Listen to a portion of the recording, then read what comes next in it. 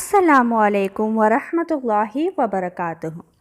आज मैं आप लोगों के साथ एक बहुत ज़्यादा अच्छा वजीफ़ा शेयर करूंगी जो कि मैं ख़ुद करती हूँ और हमेशा से करती आ रही हूँ। हर रोज़ मैं ये वजीफ़ा करती हूँ और ये आपको सिर्फ़ एक बार करना है। बहुत छोटा वजीफ़ा है।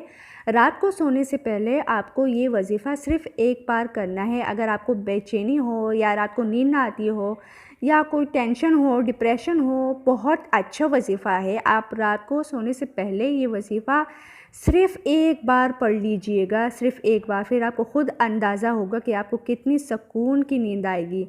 इंशाअल्लाह आप ज़रूर कीजिएगा ये वजीफ़ा ऐसा है कि तिरमिज़ी शरीफ में हज़रत बुरैदा रज़ियल्लाहु ताला अन्हु से रिवायत है कि एक दिन हज़रत खालिद रज़ियल्लाहु ताला अन्हु ने हुज़ूर अकरम सल्लल्लाहु अलैहि वसल्लम से रात की बेचैनी और नींद ना आने की शिकायत की।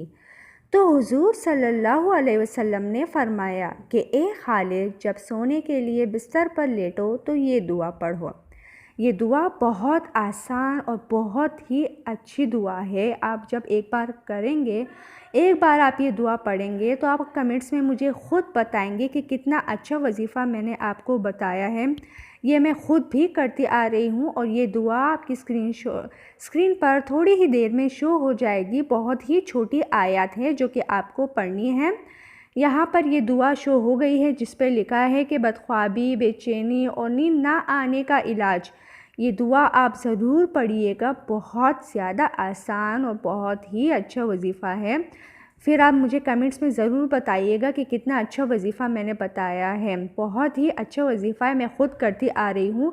बहुत ही छोटी सी आयत है। ये आपको रात को सोने से पहले एक बार पढ़नी है, सिर्फ़ एक बार। अस्सलामु अलैकुम वरहमतुल्लाहि वबरकातुहू।